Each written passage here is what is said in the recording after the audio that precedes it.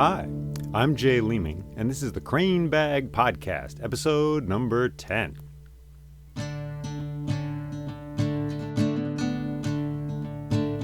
In this episode, we're going to find out what happens when the beauty of music confronts the powers of the underworld.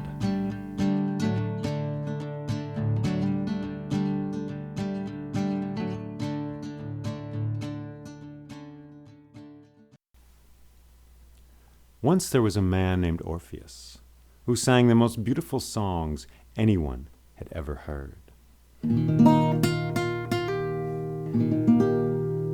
These songs were so beautiful that people would come from miles around to hear them. And not only people, but in fact rocks and trees would move from their places and gather around him to hear his music. So when he was finished singing, there would be a grove of trees and stones there, and the people would wander away, but the rocks and trees would remain, gathered around the empty place that had once been filled with his music.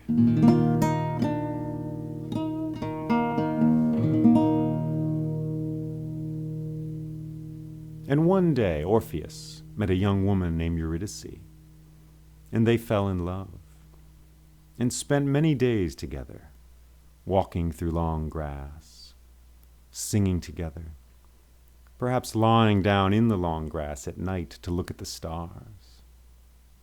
And they decided to get married. And so on a beautiful spring day, there was a wedding ceremony, and the words were spoken, binding a man and a woman together for the rest of their lives. And afterwards, there was a great feast. And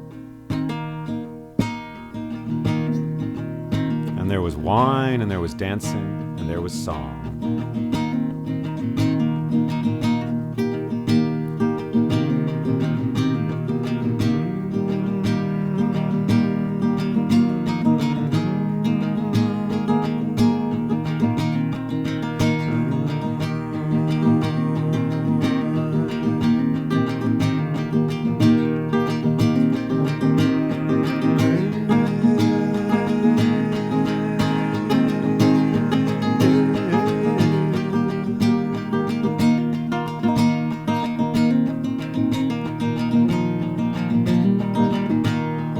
And there was laughter, and there were stories told, and there were birds singing in the trees.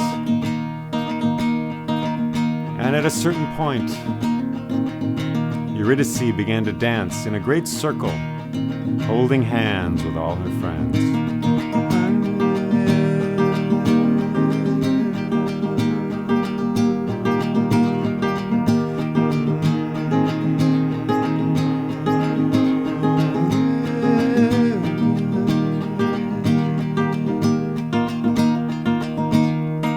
As she was dancing, she stepped on a snake.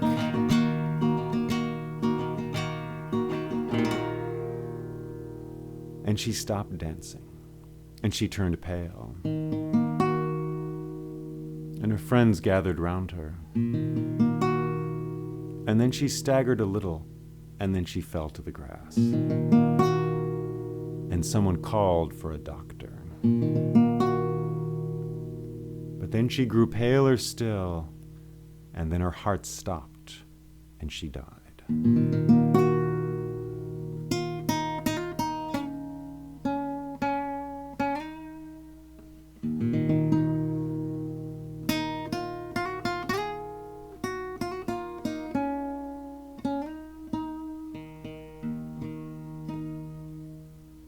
And so that day of great joy became a day of great sadness. People remembered that day for a long time, and they carried that grief with them. But no one carried it in a deeper way than Orpheus himself.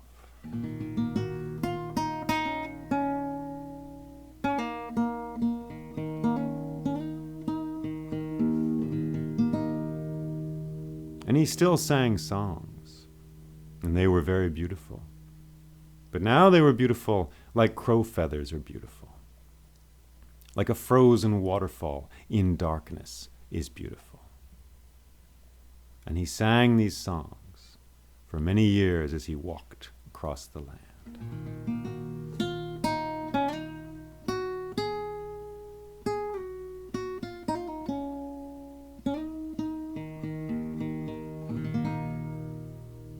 But one day, as he was walking away from a grove of oak trees that still seemed to flourish and throb in rhythm with his song, one day, as he was walking away from that grove, he thought to himself, I'm going to go down there, and I'm going to bring her back. I will bring her back from the underworld. So he went to the great cavern that is the doorway to the land of the dead. A great cave filled with shadows and darkness. And he stepped into that place, and he walked across the stones, and he came to a great tunnel at the end of that cavern. And he entered that tunnel and walked into the darkness. And at first there were the roots of trees in the ceiling above, little sprigs, little tendrils of root from the upper world. But soon he was too deep for any root to reach. And he walked as he sang, and he sang as he walked. And after a while he smelled a hairy, dog-like smell. And he looked ahead into the darkness, and he saw 6 little points of red light. And they moved and hovered there in the shadows. And as he came closer, he saw that this was Cerberus, the 3-headed dog who guards the passage to the underworld. And Cerberus was huge, like 3 wolves put together, and he was snarling at him, snarling a deep snarl. But Orpheus simply sang, and as he did so, the eyes in Cerberus's heads closed. And he lay down in the passageway, and he entered a deep and profound sleep. So, still singing, Orpheus stepped over Cerberus and walked deeper into the darkness. And as he went deeper into the world, as he went deeper into that underworld, down that tunnel that slithered and moved like a snake might move, that seemed to coil around something that can't be named, a passageway like the path of an old twisted nail through a log. He went deeper and deeper, and as he did so, it seemed like the darkness ate up every sound he made. Could he hear his footsteps? Could he hear his own breathing, his own heart? It seemed they were just devoured by that world of shadows. But still he sang, and still he walked. Had he been down there a day, an hour, 10 years? It was hard to tell. And finally, he came to a great cavern, and in that cavern there was a huge hill, and on the side of that hill was a boulder, and there was a man pushing that boulder up the hill. And this was Sisyphus, a man condemned by the gods to push a boulder forever up a hill, only to have it crash down to the bottom again. But as Orpheus passed by, with his music that was like a great tree of fruits, a great tree filled with singing birds, as he passed by, Sisyphus found that that boulder grew lighter and lighter, until finally he was able to leave it alone there, and to sit down and to rest. And the sweat dried on his back as Orpheus walked past. And then Orpheus came to a great apple tree in the darkness. There was a pool of water beneath that tree, and a man standing in that water. And this was Tantalus, a man condemned by the gods to forever have hunger and have thirst, but to never be satisfied. For he would reach up to grab the apples on the branches above him, but as he did so, they would bob just out of reach, as if carried there by some strange wind. And then he would cup his hands together and kneel down to drink the water at his feet, but that water would drain away into the stones and disappear. But as Orpheus passed by, hunger and thirst left Tantalus, and he found he was able to stand in that water and close his eyes and dream. And Orpheus walked on, and he sang as he walked, and he walked as he sang. And then he came to a great shrieking wheel of fire in that darkness. It popped and it sparked and it glimmered in that place, and there was a man tied to it, a man named Ixion, and he cried out in pain as the wheel turned. But as Orpheus passed by, all the flames on that wheel went out, and Ixion was able to rest. Down he went, deeper and deeper, and finally Orpheus came to a great archway that seemed to be made out of frozen thunderclouds. And he walked through that archway and into a great cavern, and at the end of it there were 2 thrones made of white ice. And in one sat the Lord of the dead, Hades himself, king of shadows. And beside him sat his wife Persephone. And Orpheus approached them, and then he stopped singing and knelt down, and he began to speak. Lord Hades, king of the underworld, I am Orpheus. I have come from the upper world to ask for the life of Eurydice back. For she is the love of my heart, and we were married there on a beautiful day in the upper world, but a snake bit her, and her life was taken from me and from all that world.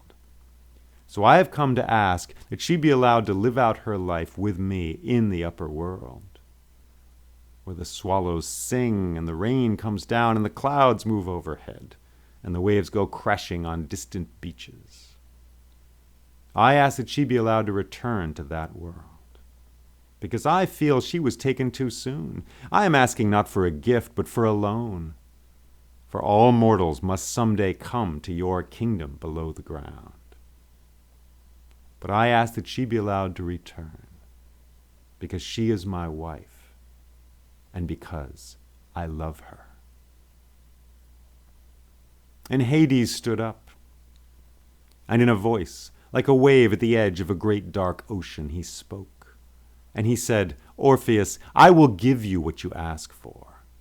I will give this to you, but on one condition. As you leave this place, as you walk out of the underworld, you must never look behind you and never turn around. If you can do that, Eurydice will be allowed to return with you to the upper world. And Orpheus said, I will do this. And he turned and he began to walk. And he sang as he walked, and he walked as he sang. Out of that archway of that throne room, and then further up the passageway. And before long he came to Ixion there on his wheel. Still smoking the wheel was, and Ixion had his eyes closed, dreaming some deliriously beautiful dream. But as Orpheus passed by, the flames on that wheel alighted again, and the wheel began to screech and turn, and Ixion cried out in pain. And then Orpheus came to the great apple tree and the pool of water, and there was Tantalus standing in that pool of water, without hunger, without thirst. But as Orpheus walked by, these feelings returned to him, and he was filled with hunger once again, and he reached up to grab the apples on the branches, but they bobbed just out of reach. And Orpheus walked on, and he came again to that great hill, and there was Sisyphus resting beside his boulder. But as Orpheus passed by, with his music like a great cloud of green fireflies, Sisyphus felt the weight of that boulder once again, and he stood up and he groaned and he pushed against it and began to push it up the hill. And Orpheus walked on, and he sang as he walked, and he walked as he sang. And once again the darkness seemed to devour every sound he made. Was his song really there? Were his footsteps really moving forward? How long had he been down here? A day? A week? 10 years? It was hard to tell. But he walked and he walked on, and finally, ahead of him, asleep in the corridor, he saw Cerberus, the 3-headed dog, guardian of the underworld, sleeping, a sleep filled with beautiful dreams. And Orpheus stepped over his sleeping form, And as he did so, Cerberus awoke, and he snarled, and all three of his heads gave one bark at the same time, like a great shining knife thrown into the darkness. And Orpheus kept walking. And he walked as he sang, and he sang as he walked. But now doubts began to bite at his heels like little dogs. And he said to himself, "I'll bet she's not there. I'll bet she's not there at all. This is all a trick. He just lied to me. I'll never get down here a second time. I never even saw her down there. They're making a fool of me." But he kept walking. And before long he saw a green glow ahead in the darkness, and it looked like the way out. But still doubts came at him like little dogs, snarling and biting. She's not there. She's not there. And then finally he turned, and he saw her there, in a white dress, right behind him. And she opened her mouth to speak, but no sound came out. And she faded away like a white shell dropped into dark water. And so Orpheus walked out of that place, carrying his sorrow and his failure with him. And he stepped finally back up into the upper world, where there were birds singing in the trees, where there were rivers and stones and grasses.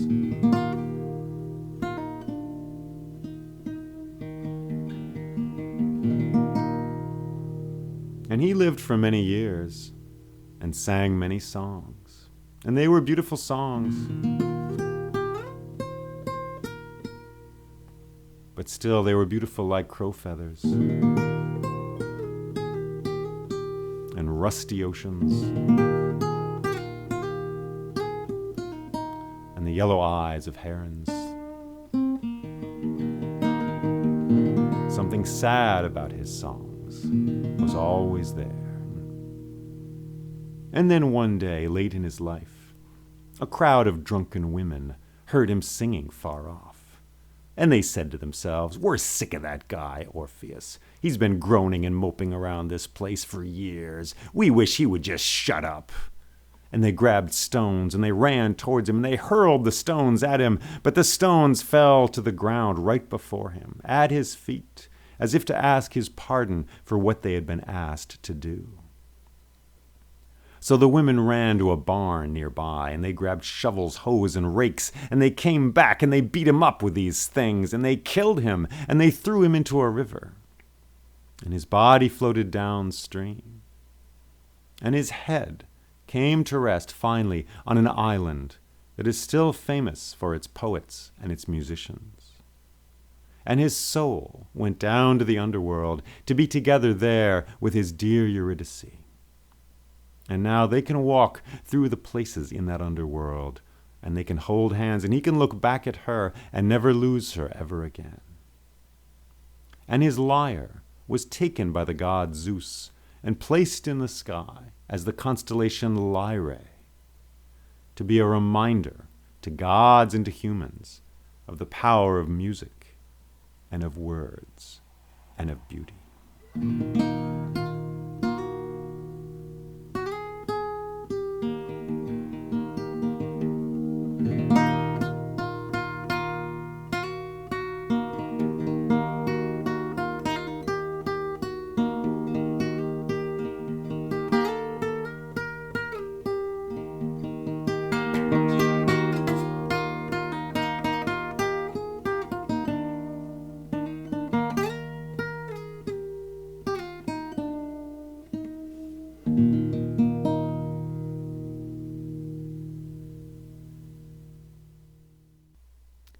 Well, hello.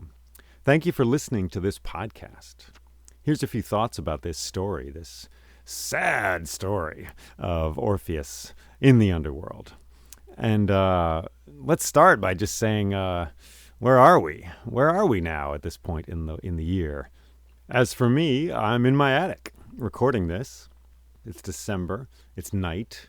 Where are you? I don't know where you are. That's the magic and the horror of technology. But you're listening to this. Perhaps it's winter for you as well. which is a dark time. Huh? The solstice is just a few days away. And so recording this story, I thought to myself, I don't know, this is the holiday season. Is this really the story we need right now? Well, perhaps it is, because this time of year is a descent in the journey we make. We've got the spring, the summer, the fall, and we've got winter when we go into the darkness and hopefully come out again. And this is a story of such a journey. And it's a story of a failure as well. One way to connect with this story is to think about a time when you have failed to trust. Anytime you've failed to trust in another, in whatever, in God, in the big spirits, in the great mystery, in anything at all besides yourself and your own power. This is a story of a failure. We begin with a wedding, with a joyful day. You know, a wedding is usually happy, even if the bride and groom are stressed out. It's usually remembered by the family and everybody. It's a happy time, right? In this story, it's a happy time. It's spring. There's dancing in the grass. And we go from that height down to the bottom, to the underworld where the dead go. We go very quickly. We go by the bite of a snake. The snake that bites Eurydice's ankle and kills her and sends us all down into the underworld. And Orpheus is a fellow who has great power, right? He's really good at something. He's really good at making music and beautiful songs. So good that it's like magic. The trees and the rocks move to hear his songs. That's what we say often in any field when we're talking about somebody who's amazingly good, an athlete, a performer, even a carpenter. It's like magic. Whoa, I just couldn't believe it, you know. So he has that magic touch. And for the most part, things go or have gone as he wishes to. You would think he's a person with acclaim in the world. He's famous in some ways, we could say. And but he's got this power over things, and he depends on that. And then he goes to the underworld, and it's still working for him. This power can do amazing things. The dog who guards the underworld lets him through. Mortals aren't supposed to go there. That's a rule the gods have. It's a rule of the underworld. But Orpheus is able to bend that rule and get himself down there, a living being in the realm of the dead. And then there's these poor fellows being tortured permanently. Sisyphus, Tantalus, and Ixion. Those folks down there. And he is able to suspend their tortures. They're actually the rules the gods have made that, like, look, you shall be, bound to a wheel of fire forever. You shall be tantalized forever. Mr. Tantalus there. Those rules are negated by the power of beauty and of music. And so the question is, how far is this going to go? Can the gods really allow this? Is he really going to be able to do this? And of course, the answer is no.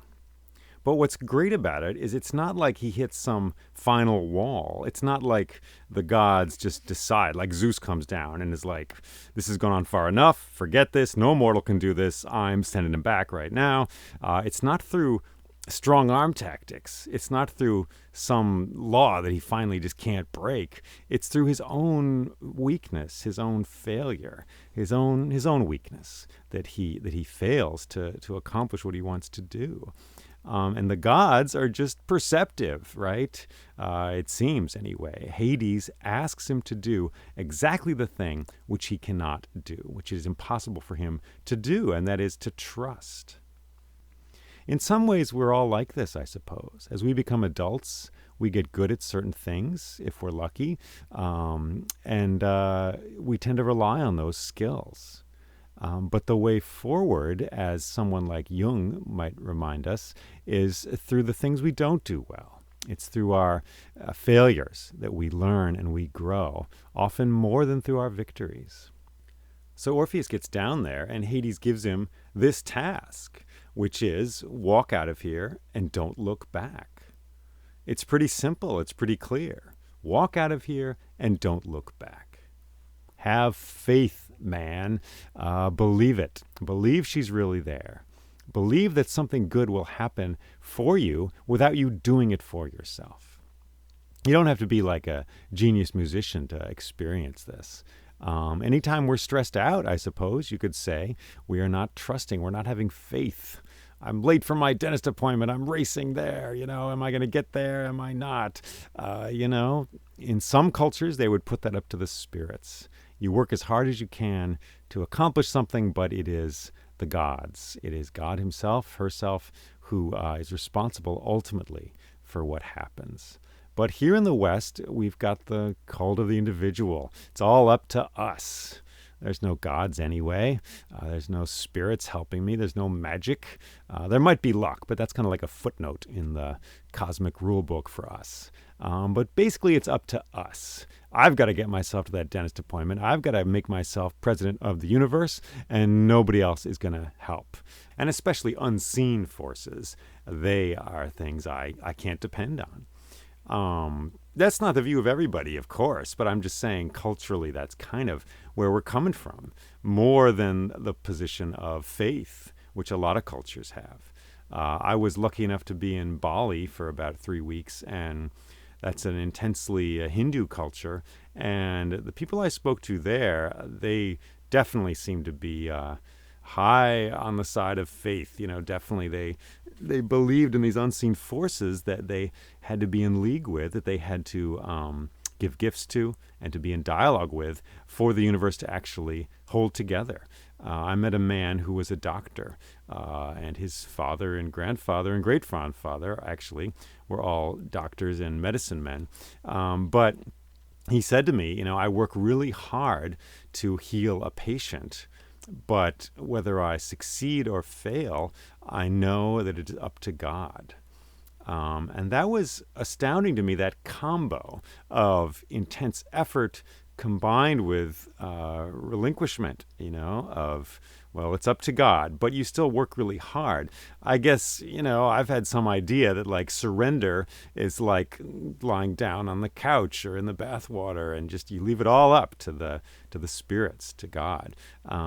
But this man's belief and the belief of others I saw in Bali was you work really hard to accomplish something, but ultimately it is not up to you, it's up to God. But that doesn't mean you shouldn't work really hard to make it happen. So I saw that in Bali, and that's a culture of, in general, they believe less in the cult of the individual. Whereas we're stuck with, it's all up to me, I've got to do it. And so in that sense, we can connect with Orpheus, this fellow who's done it all himself and is unable to trust. And so Orpheus fails. He fails and he returns to the upper world as someone who has lost and is learning what that is in a deep and a true way. And then he's killed in this strange ancient mythological way, being torn apart by drunken ladies, and I'm keeping this PG, but the myth is very explicit. It says exactly how he's killed, and he's physically torn apart by these women. He's not just clonked on the head. He's ripped limb from limb, basically. And that seems kind of intense. Well, it's definitely intense. It seems kind of too much, perhaps. But I think the manner of the death is, it rhymes with his failure. He thinks he's in control. He likes to be in control, perhaps, of things, and he fails to trust. And then he dies in this way, which is different than being drowned or hung, I guess. I mean, how would I know? But it just seems like the complete loss of self to really be torn apart like that.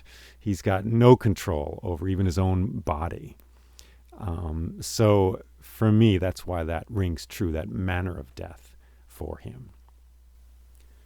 I used to tell this story in Yosemite National Park when I worked there. And of course, it was a real delight to tell it in that place, to tell it outside, standing on a hunk of granite that was thousands of years old, looking up at the night sky.